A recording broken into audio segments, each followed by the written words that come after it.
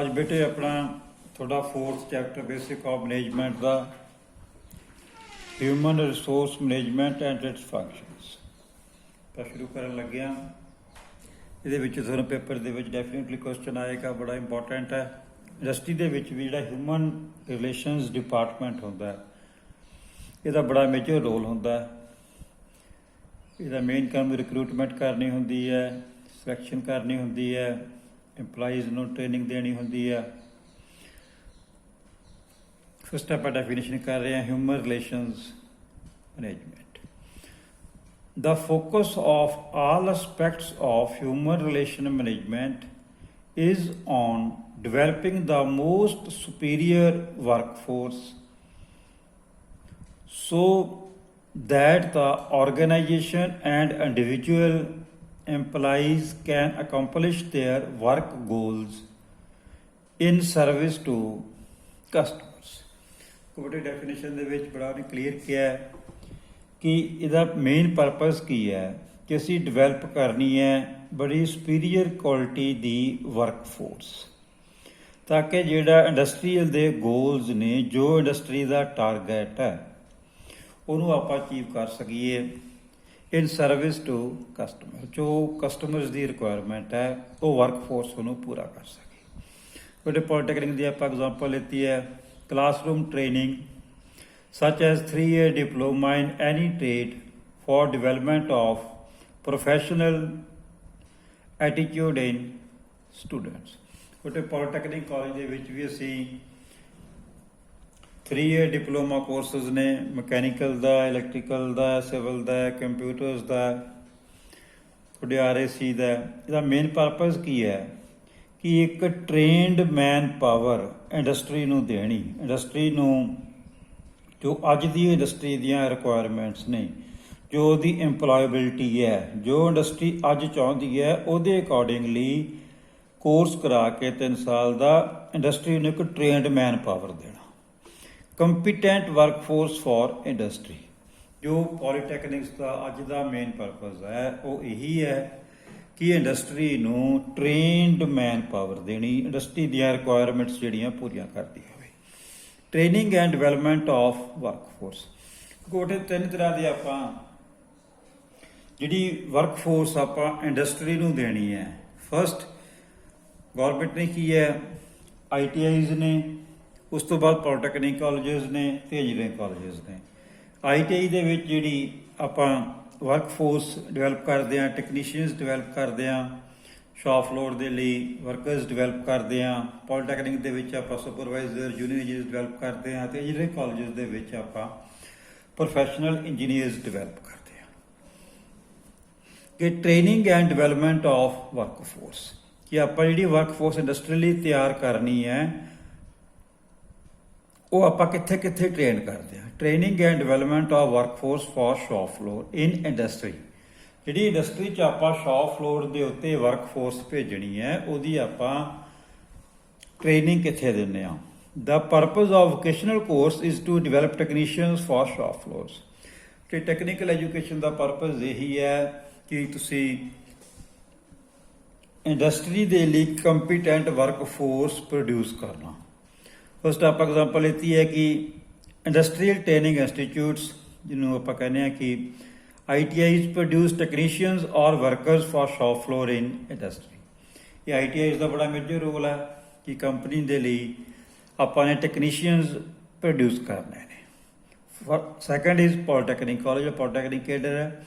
The purpose of polytechnic education is to develop supervisors, junior engineers for shop floor in industry or technical professionals।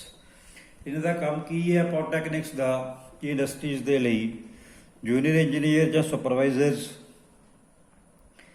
ਨੂੰ proper educate ਕਰਕੇ employability ਦੇ ਲਈ industry ਲਈ ਤਿਆਰ ਕਰਨਾ। Third is engineering colleges. The purpose is to produce professional engineers for shop floor in industry. Engineering college ਦਾ purpose ਹੈ ਕਿਉਂਕਿ ਆਪਣੇ ਕਾਲਜ ਦੇ ਵਿੱਚ ਇੱਕ ਬੇਟੇ ਇੰਡੀਅਨ ਇੰਸਟੀਚਿਊਟ ਆਫ ਮੈਨੇਜਮੈਂਟ ਹੈ। ਉਹਨਾਂ ਦਾ ਕੀ ਪਰਪਸ ਹੁੰਦਾ ਹੈ ਕਿ ਇੰਡਸਟਰੀ ਦੇ ਲਈ ਮੈਨੇਜਮੈਂਟ ਟ੍ਰੇਨੀ ਬਣਾ ਕੇ ਦੇਣਾ। ਤੁਸੀਂ ਦੇਖੋ ਆਪਣੀ ਡਿਪਲੋਮੇ ਤੋਂ ਬਾਅਦ ਡਿਗਰੀ ਵੀ ਕਰ ਸਕਦੇ ਹੋ, ਪਰ ਜਿਹੜਾ ਹਿਊਮਨ ਰਿਸੋਰਸ ਮੈਨੇਜਮੈਂਟ ਡਿਪਾਰਟਮੈਂਟ ਹੈ ਇਹ ਉਹ ਲੋਕੀ ਕਰਦੇ ਨੇ ਜਿਨ੍ਹਾਂ ਨੇ ਆਪਣੀ ਜਿਹੜੀ MBS ਡਿਪਾਰਟਮੈਂਟ ਦੇ ਵਿੱਚ ਹਿਊਮਨ ਰਿਲੇਸ਼ਨਸ ਦੇ ਵਿੱਚ ਕੀਤੀ ਹੁੰਦੀ ਹੈ। ਇੰਡਸਟਰੀ ਦੇ ਵਿੱਚ ਹਿਊਮਨ ਰਿਲੇਸ਼ਨਸ ਡਿਪਾਰਟਮੈਂਟ ਨੂੰ ਕਾਫੀ ਜ਼ਿਆਦਾ ਮੇਜਰ ਡਿਪਾਰਟਮੈਂਟਸ ਮੰਨਿਆ ਜਾਂਦਾ। ਸਾਰੀ ਜਿਹੜੇ ਇੰਡਸਟਰੀ ਦੀਆਂ ਸੋਸ਼ਲ ਵੈਲਫੇਅਰ ਐਕਟੀਵਿਟੀਜ਼ ਨੇ, ਤੁਹਾਡਾ ਸਟੋਰ ਦਾ ਸਾਰਾ ਕੰਮ, ਜਿਹੜਾ ਆਪਣਾ ਆਫਿਸ ਦਾ ਟਾਈਮ ਕੀਪਿੰਗ ਦਾ ਸਾਰਾ ਕੰਮ ਹੈ ਉਹ ਵੀ ਸਾਰਾ ਇਹਨਾਂ ਦੇ ਅੰਡਰ ਆਉਂਦਾ ਹੈ। ਮੈਨ ਪਾਵਰ ਮੇਜਰ ਇਹਨਾਂ ਦਾ ਫਸਟ ਜਿਹੜਾ ਫੰਕਸ਼ਨ ਪਰਪਸ ਹੁੰਦਾ ਹੈ ਉਹ ਕੀ ਹੁੰਦਾ ਹੈ? Man power planning, recruitment and selection. ਜਿਹੜਾ ਹਿਊਮਨ ਰਿਸੋਰਸ ਡਿਪਾਰਟਮੈਂਟ ਹੁੰਦਾ, ਹਿਊਮਨ ਰਿਸੋਰਸ ਡਿਪਾਰਟਮੈਂਟ ਮੈਨੇਜਰ ਹੁੰਦਾ ਹੈ, ਉਹਦਾ ਪਹਿਲਾ ਪਰਪਸ ਕੀ ਹੁੰਦਾ ਹੈ ਕਿ man power planning, recruitment and selection. Manpower planning is also called as human resource planning. Types of shop floor workers are shop floor ਦੇ ਉੱਤੇ ਆਪਣੇ ਕੋਲੇ ਇੱਕ skilled man power ਹੁੰਦੀ ਹੈ, semi skilled man power ਹੁੰਦੀ ਹੈ, unskilled man power ਹੁੰਦੀ ਹੈ ਤੇ casual man power ਹੁੰਦੀ ਹੈ। Workers are recruited according to the requirement. ਜੋ ਡਿਪਾਰਟਮੈਂਟਸ ਦੀ ਰਿਕੁਆਇਰਮੈਂਟ ਹੈ, ਤੁਹਾਨੂੰ casual worker ਚਾਹੀਦੇ ਨੇ, unskilled ਚਾਹੀਦੀ ਹੈ ਲੇਬਰ, semi skilled ਚਾਹੀਦੀ ਹੈ, skilled ਚਾਹੀਦੀ ਹੈ। ਤੁਹਾਨੂੰ ਕਿੰਨੇ ਜੂਨੀਅਰ ਇੰਜੀਨੀਅਰ ਚਾਹੀਦੇ ਨੇ, ਕਿੰਨੇ ਮੈਨੇਜਮੈਂਟ ਟ੍ਰੇਨਿੰਗ ਚਾਹੀਦੇ ਨੇ, ਕਿੰਨੇ ਇੰਜੀਨੀਅਰ ਚਾਹੀਦੇ ਨੇ, ਉਹਦੇ ਅਕੋਰਡਿੰਗਲੀ ਜਿਹੜਾ ਹਿਊਮਨ ਰਿਸੋਰਸ ਡਿਪਾਰਟਮੈਂਟ ਹੁੰਦਾ ਹੈ ਉਹ ਪਲਾਨਿੰਗ ਕਰਦਾ ਹੈ, ਉਹਨਾਂ ਦੀ ਰਿਕਰੂਟਮੈਂਟ ਕਰਦਾ ਹੈ ਤੇ ਸਿਲੈਕਸ਼ਨ ਕਰਦਾ ਹੈ। ਡਿਫਰੈਂਟ ਮੈਥਡਸ ਨੂੰ ਅਡਾਪਟ ਕਰਦਾ ਕਿ ਆਪਾਂ ਕਰਦੇ ਹਾਂ ਉਹਨਾਂ ਨੂੰ। ਤੇ importance of manpower planning in an organisation to recruit and retain the manpower of required quality and quantity. First ਇਹਦਾ ਪਰਪਸ ਕੀ ਹੈ? ਰਿਕਰੂਟ ਕਰਨਾ and retain the manpower. ਜਿਹੜੇ ਅੱਛੇ ਇੰਜੀਨੀਅਰਸ ਨੇ ਉਹ ਲਗਾਤਾਰ ਕੰਪਨੀ ਦੇ ਵਿੱਚ ਸਟੇ ਕਰਨ, ਕੰਪਨੀ ਨੂੰ ਛੱਡ ਕੇ ਕਿਸੇ ਦੂਜੀ ਕੰਪਨੀ ਵਿੱਚ ਨਾ ਜਾਣ। ਅੱਜ ਦੇਖੋ ਲਾਕਡਾਊਨ ਕਰਕੇ ਬੜੀਆਂ ਇੰਜੀਨੀਅਰਸ ਨੂੰ ਪ੍ਰੋਬਲਮ ਆ ਰਹੀਆਂ ਨੇ। ਪਹਿਲਾਂ ਇੰਜੀਨੀਅਰਸ ਬਹੁਤ ਛੇਤੀ ਚੇਂਜ ਕਰਦੇ ਸੀਗੇ, ਉਹਨਾਂ ਨੂੰ ਅੱਗੇ ਸਟੈਪ ਮਿਲ ਜਾਂਦਾ ਸੀ, ਉਹ ਚੇਂਜ ਕਰ ਜਾਂਦੇ ਸੀਗੇ। ਇਸ ਲਾਕਡਾਊਨ ਕਰਕੇ ਜਾਂ ਕਰੋਨਾ ਕਰਕੇ ਅੱਜ ਸਟੈਗਨੇਸ਼ਨ ਇਸ ਚੀਜ਼ ਦੇ ਵਿੱਚ ਆਈ ਹੈ। ਸੈਕੰਡ ਕੀ ਹੈ? To meet the needs of programs of expansion, diversification extra. Company ਦੀਆਂ ਜਿਹੜੀਆਂ ਪ੍ਰੋਗਰਾਮਸ ਨੇ ਫਰਦਰ ਅੱਗੇ ਐਕਸਪੈਂਸ਼ਨ ਕਰਨੀ ਹੈ, ਕੋਈ ਡਾਈਵਰਸੀਫਿਕੇਸ਼ਨ ਕਰਨੀ, ਕੋਈ ਚੇਂਜ ਕਰਨੀ ਹੈ। Number 3 to ensure optimum utilisation of available manpower. Number 4 to estimate the cost of human resources. Number 5 to improve the standard skill, knowledge, ability, discipline extra. ਉਹਨਾਂ ਨੂੰ ਅੱਗੇ ਫਰਦਰ ਕੋਈ ਇਲੈਕਸ਼ਨ ਪ੍ਰੋਗਰਾਮਸ ਦੀ ਲੋੜ ਹੈ, ਕੋਈ further training ਦੀ ਲੋੜ ਹੈ, ਕਿਸੇ ਹੋਰ ਇੰਡਸਟਰੀ 'ਚ ਉਹਨਾਂ ਨੂੰ ਭੇਜਣ ਦੀ ਲੋੜ ਹੈ। ਉਹਦੇ ਅਕੋਰਡਿੰਗਲੀ ਜਿਹੜਾ ਹਿਊਮਨ ਰਿਸੋਰਸ ਡਿਪਾਰਟਮੈਂਟ ਹੈ ਉਹ ਫੰਕਸ਼ਨ ਕਰਦਾ to improve the standard skill, knowledge, ability, discipline extra. ਪਹਿਲਾ ਇਹਦਾ ਮੇਨ ਪਰਪਸ ਕੀ ਹੁੰਦਾ ਇਸ ਡਿਪਾਰਟਮੈਂਟ ਦਾ? Human resource management, recruitment. ਅੱਜ ਦੇ ਟਾਈਮ ਦੇ ਵਿੱਚ ਬੇਟੇ ਬਹੁਤ ਜ਼ਿਆਦਾ ਇੰਪੋਰਟੈਂਟ ਹੈ ਰਿਕਰੂਟਮੈਂਟ। ਤੁਹਾਨੂੰ ਪਤਾ ਹੈ ਕਿ ਜੌਬਸ ਡੇ ਬਾਈ ਡੇ ਰਿਡਿਊਸ ਹੋ ਰਹੀਆਂ ਨੇ। ਇਸ ਗਲੋਬਲਾਈਜੇਸ਼ਨ ਦੀ ਏਜ ਦੇ ਵਿੱਚ ਜਿਹੜੀਆਂ ਜੌਬਸ ਨੇ ਉਹ ਘਟ ਰਹੀਆਂ ਨੇ ਤੇ ਜੌਬਸ ਲੈਣ ਵਾਲੇ ਬੱਚੇ ਜ਼ਿਆਦਾ ਨੇ। It is essential and also critical to any management and failure in recruitment can create difficulties for any company including an adverse effect on its profitability। ਛੋਟੇ ਕੰਪਨੀ ਦੇ ਠੀਕ ਟਾਈਮ ਦੇ ਉੱਤੇ ਠੀਕ ਬੰਦੇ ਜਿੰਨੇ ਰਿਕੁਆਇਰਡ ਨੇ ਉਹ ਰਿਕਰੂਟ ਕਰ ਰਹੇ ਹੁੰਦੇ। The procedure is different, companies different procedures ਨੂੰ ਅਡਾਪਟ ਕਰਦੀਆਂ ਨੇ। ਫਸਟ ਕੀ ਹੈ? ਪਹਿਲਾਂ ਆਇਡੈਂਟੀਫਾਈ ਵੈਕੈਂਸੀ ਡਿਪਾਰਟਮੈਂਟ 'ਚੋਂ ਆਉਂਦੀ ਹੈ, ਕਿਹੜੇ ਡਿਪਾਰਟਮੈਂਟ ਦੀ ਵੈਕੈਂਸੀ ਹੈ। Prepare job description and advertise. ਉਹਦਾ ਨੇਚਰ ਆਫ ਜੌਬ ਕੀ ਹੈ ਉਹਨੂੰ ਐਡਵਰਟਾਈਜ਼ ਕੀਤਾ ਜਾਂਦਾ ਹੈ। Managing the response and short listing, ਕਿੰਨੇ ਬੰਦਿਆਂ ਨੇ ਅਪਲਾਈ ਕੀਤਾ, ਰਿਸਪੌਂਸ ਦੇ ਅਕੋਰਡਿੰਗਲੀ ਉਹਨਾਂ ਦੇ ਵਿੱਚੋਂ ਸ਼ਾਰਟ ਲਿਸਟ ਕਰ ਲਏ ਬੰਦੇ। ਅਰੇਂਜ ਇੰਟਰਵਿਊਜ਼, ਫਿਰ ਉਹਨਾਂ ਦੀਆਂ ਫਰਦਰ ਅੱਗੇ ਇੰਟਰਵਿਊਜ਼ ਕੀਤੀਆਂ, ਗਰੁੱਪ ਡਿਸਕਸ਼ਨਸ ਕੀਤੀਆਂ। Decision making and convey the decision. Final interview ਤੋਂ ਬਾਅਦ ਫਾਈਨਲ ਡਿਸੀਜ਼ਨ ਲਿੱਤਾ ਤੇ ਉਸ ਡਿਸੀਜ਼ਨ ਨੂੰ ਜਿਹੜੇ ਬੱਚੇ ਸਿਲੈਕਟ ਹੋਏ ਉਹਨੂੰ ਕਨਵੇ ਕੀਤਾ ਗਿਆ। ਫਿਰ ਫਰਦਰ 6 ਨੰਬਰ ਕੀ ਹੈ? ਇਹਨਾਂ ਦਾ ਡਿਪਾਰਟਮੈਂਟ ਦੀ ਕੀ ਰਿਸਪੌਂਸਿਬਿਲਿਟੀ ਹੈ? ਹਿਊਮਨ ਰਿਸੋਰਸ ਮੈਨੇਜਮੈਂਟ ਡਿਪਾਰਟਮੈਂਟ ਦੀ ਅਪਾਇੰਟਮੈਂਟ ਲੈਟਰ, ਜਿਹਦੇ 'ਚ ਟਰਮਸ ਐਂਡ ਕੰਡੀਸ਼ਨਸ ਲਿਖੀਆਂ ਹੁੰਦੀਆਂ ਨੇ। ਵੀ ਤੁਹਾਡਾ ਜਿਹੜਾ ਟ੍ਰੇਨਿੰਗ ਪੀਰੀਅਡ ਕਿੰਨੇ ਚਿਰ ਦਾ ਹੋਏਗਾ, ਤੁਹਾਨੂੰ ਟ੍ਰੇਨਿੰਗ ਪੀਰੀਅਡ ਦੇ ਵਿੱਚ ਕਿੰਨੀ ਸੈਲਰੀ ਮਿਲੇਗੀ, ਉਸ ਤੋਂ ਟ੍ਰੇਨਿੰਗ ਥੋੜਾ ਪ੍ਰੋਬੇਸ਼ਨ ਖਤਮ ਹੋਣ ਤੋਂ ਬਾਅਦ ਤੁਹਾਡੀ ਸੈਲਰੀਜ਼ ਕੀ ਹੋਣਗੀਆਂ, ਤੁਹਾਨੂੰ ਕਿੰਨੇ ਅਲਾਉਂਸਸ ਮਿਲਣਗੇ, ਇਹ ਸਾਰਾ ਕੁਝ ਅਪਾਇੰਟਮੈਂਟ ਲੈਟਰ ਦੇ ਵਿੱਚ ਲਿਖਿਆ ਹੁੰਦਾ ਹੈ। ਨਾਊਅਡੇਜ਼ ਕੰਪਨੀਜ਼ ਪ੍ਰੈਫਰ ਰਿਕਰੂਟਮੈਂਟ ਡਾਇਰੈਕਟਲੀ ਬਾਈ ਕਨੈਕਟਿੰਗ ਕੈਂਪਸ ਇੰਟਰਵਿਊਜ਼। ਅੱਜ ਦੇ ਟਾਈਮ 'ਚ ਦੇਖੋ ਬੇਟੇ, ਜਿਹੜੀਆਂ ਕੰਪਨੀਜ਼ ਨੇ ਉਹ ਜ਼ਿਆਦਾਤਰ ਰਿਕਰੂਟ ਕਰਨਾ ਚਾਹੁੰਦੀਆਂ ਨੇ ਕੰਪਨੀਆਂ ਕੈਂਪਸ ਦੇ ਵਿੱਚ ਜਾ ਕੇ। ਉਹ ਚਾਹੁੰਦੀਆਂ ਨੇ ਕਿ ਅਸੀਂ ਬੱਚੇ ਦੀ ਆਫਟਰ ਡਿਪਲੋਮਾ ਕੋਈ ਉਹਦੇ ਵਿੱਚ ਗੈਪ ਨਾ ਹੋਵੇ, ਉਹ ਡਾਇਰੈਕਟ ਕੈਂਪਸ ਦੇ ਵਿੱਚ ਜਾ ਕੇ ਜਿਹੜੇ ਬੱਚੇ ਉਹਨਾਂ ਨੂੰ ਆਪਣਾ ਪਹਿਲਾਂ ਰਿਟਨ ਟੈਸਟ ਲੈਂਦੀਆਂ ਨੇ, ਗਰੁੱਪ ਡਿਸਕਸ਼ਨਸ ਲੈਂਦੀਆਂ ਨੇ, ਇੰਟਰਵਿਊਜ਼ ਹੁੰਦੀਆਂ ਨੇ, ਉਸ ਤੋਂ ਬਾਅਦ ਜਿਹੜੇ ਬੱਚੇ ਨੂੰ ਅੱਛੇ ਲੱਗਦੇ ਨੇ ਆਪਣੇ ਅਕੋਰਡਿੰਗ ਰਿਕੁਆਇਰਮੈਂਟ ਦੇ ਅਕੋਰਡਿੰਗਲੀ ਕੈਂਪਸ ਵਿੱਚ ਜਾ ਕੇ ਇੰਟਰਵਿਊਜ਼ ਕਰਕੇ ਸਿਲੈਕਟ ਕਰਦੀਆਂ ਨੇ। Fresh students are mostly preferred. ਜੋ ਪਹਿਲਾਂ ਦੱਸਿਆ ਕਿ ਜੇ ਇੰਜੀਨੀਅਰਿੰਗ ਇੱਦਾਂ ਦਾ ਟ੍ਰੇਡ ਹੈ, ਇਹਦੇ ਵਿੱਚ ਜੇ 1-2 ਸਾਲ ਦਾ ਬੱਚਾ ਗੈਪ ਪੈ ਜੇ ਤਾਂ ਉਸ ਤੋਂ ਬਾਅਦ ਕੰਪਨੀਜ਼ ਉਹਨੂੰ ਐਕਸੈਪਟ ਨਹੀਂ ਕਰਦੀਆਂ, ਸੋਚਦੇ ਨੇ ਕਿ ਬੱਚੇ ਦਾ ਕੰਮ ਕਰਨ ਨੂੰ ਜੀ ਨਹੀਂ ਕਰਦਾ। ਇਹ ਗੈਪ ਨੂੰ ਬੜਾ ਸੀਰੀਅਸਲੀ ਲੈਂਦੀਆਂ ਨੇ ਕੰਪਨੀਜ਼। ਇਸ ਲਈ ਕੰਪਨੀਜ਼ ਫਾਈਨਲ ਸਮੈਸਟਰ ਦੇ ਵਿੱਚ ਜਾ ਕੇ ਥੋੜਾ ਜਿਸ ਤਰ੍ਹਾਂ 6th ਸਮੈਸਟਰ ਹੈ, 5th ਸਮੈਸਟਰ ਹੈ, ਉਹ ਬੱਚਿਆਂ ਨੂੰ ਰਿਕਰੂਟ ਕਰ ਲੈਂਦੀਆਂ ਨੇ।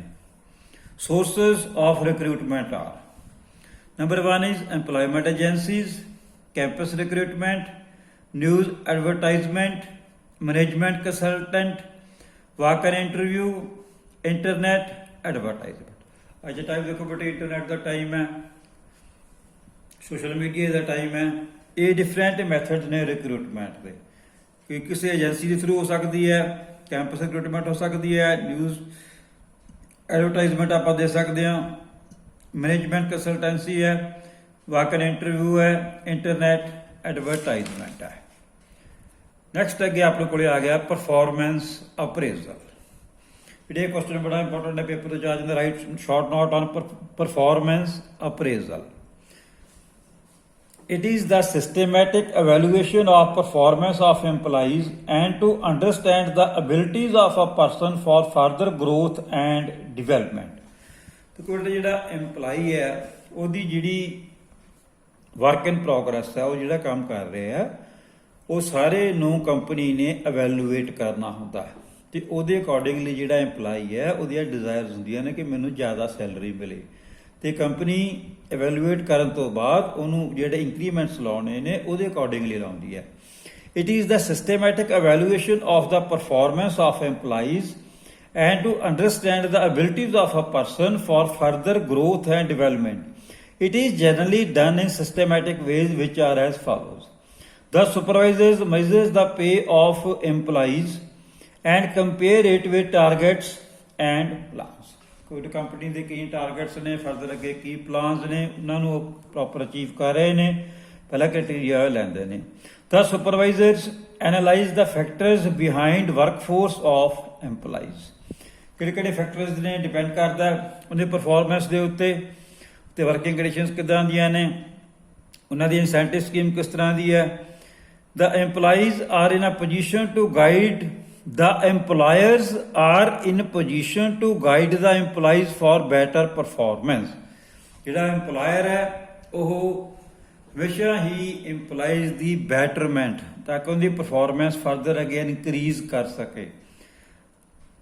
ਉਹਨਾਂ ਦੀ ਇਸ ਪਰਫਾਰਮੈਂਸ ਦੇ ਬੇਸ ਦੇ ਉੱਤੇ ਉਹਨਾਂ ਨੂੰ ਜਿਹੜੇ ਐਨੂਅਲ ਇੰਕਰੀਮੈਂਟਸ ਲੱਗਦੇ ਨੇ ਉਹ ਇਸੇ ਬੇਸ ਤੇ ਲੱਗਦੇ ਨੇ EMPLOYEES ਨੂੰ।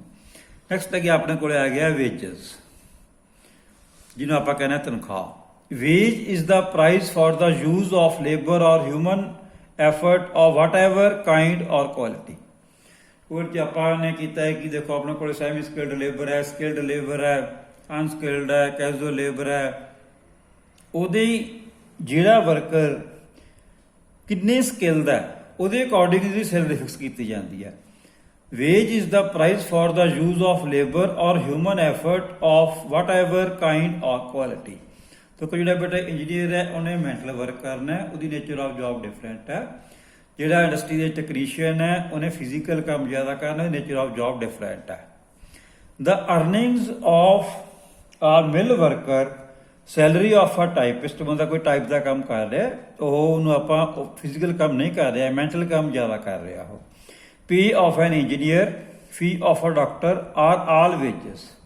ਉਹਦੇ ਸਾਰੀਆਂ ਇਹ ਵੇਜਸ ਨੇ, ਵੇਜਸ ਆਪਾਂ ਡਿਸਾਈਡ ਕਰਨੀਆਂ ਨੇ ਕਿ ਉਹ ਕੰਮ ਨੇਚਰ ਆਫ ਜੌਬ ਉਹਦੀ ਕਿਸ ਤਰ੍ਹਾਂ ਦੀ ਹੈ, ਉਹਦਾ ਕਿੰਨਾ ਉਸ ਫੀਲਡ ਦੇ ਵਿੱਚ ਉਹਦੇ ਕੋਲੇ ਐਜੂਕੇਸ਼ਨ ਹੈ, ਕਿੰਨਾ ਉਹਦੇ ਕੋਲੇ ਐਕਸਪੀਰੀਅੰਸ ਹੈ। Basically it refers to the payment of services rendered whether manual or mental base on some criteria. ਇਹ ਵੀ ਕੁਝ ਕ੍ਰਾਈਟੇਰੀਆ ਆਪਾਂ ਬਣਾ ਕੇ ਕਿ ਉਹ ਫਿਜ਼ੀਕਲ ਕੰਮ ਕਰ ਰਿਹਾ ਕਿ ਮੈਂਟਲ ਕੰਮ ਕਰ ਰਿਹਾ। ਉਹ wages include both financial and non-financial incentives। ਆਪਾਂ ਕੁਝ ਵੀ ਉਹਦੇ ਵਿੱਚ ਫਾਈਨੈਂਸ਼ੀਅਲ ਵੀ ਦੇ ਸਕਦੇ ਹਾਂ ਤੇ ਨਾਨ ਫਾਈਨੈਂਸ਼ੀਅਲ ਵੀ ਹੋ ਸਕਦੇ ਨੇ। ਇਨਸੈਂਟਿਵਸ ਉਹਨਾਂ ਨੂੰ ਮੋਟੀਵੇਟ ਕਰ ਦਿੱਤੇ ਜਾਂਦੇ ਨੇ। Labour can not be expected to increase productivity if no advantage for their extra efforts is given to them। ਕਿਉਂਕਿ ਲੇਬਰ ਜਿਹੜੀ ਵਰਕ ਫੋਰਸ ਹੈ ਇੰਡਸਟਰੀ ਦੇ ਵਿੱਚ, ਉਹ ਹਮੇਸ਼ਾ ਹੀ ਚਾਹੁੰਦੀ ਹੈ ਕਿ ਮੈਨੂੰ ਫਾਈਨੈਂਸ਼ੀਅਲ ਜਾਂ ਨਾਨ ਫਾਈਨੈਂਸ਼ੀਅਲ ਇਨਸੈਂਟਿਵਸ ਐਕਸਟਰਾ ਦਿੱਤੇ ਜਾਣ ਜੇ ਮੈਂ ਕੰਮ ਨੂੰ ਜ਼ਿਆਦਾ ਕਰ ਰਿਹਾ, ਜ਼ਿਆਦਾ ਐਫੀਸ਼ੀਐਂਟਲੀ ਕਰ ਰਿਹਾ, ਜੇ ਕੰਪਨੀ ਦੀ ਪ੍ਰੋਡਕਟਿਵਿਟੀ ਨੂੰ ਮੈਂ ਇਨਕਰੀਜ਼ ਕਰ ਰਿਹਾ। ਜਦੋਂ ਪ੍ਰੋਡਕਟਿਵਿਟੀ ਇਨਕਰੀਜ਼ ਹੋਏਗੀ ਤਾਂ ਲੇਬਰ ਨੂੰ ਹੋਏਗਾ, ਜਿਹੜੀ ਵਰਕ ਫੋਰਸ ਉੱਥੇ ਕੰਮ ਕਰ ਰਹੀ ਹੈ, ਕਿ ਮੈਨੂੰ ਉਹਦੇ ਲਈ ਕੋਈ ਨਾ ਕੋਈ ਇਨਸੈਂਟਿਵ ਦਿੱਤਾ ਜਾਵੇ।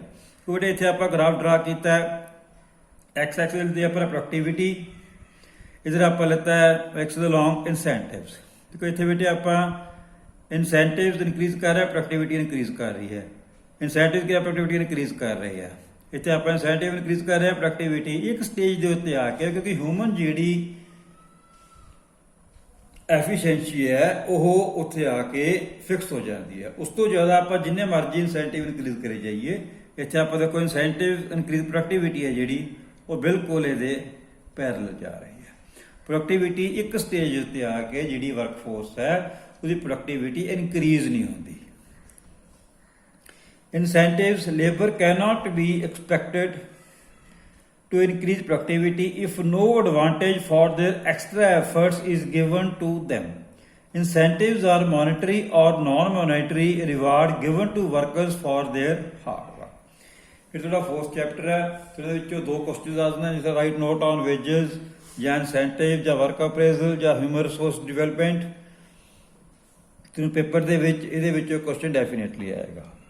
थैंक यू बेटे।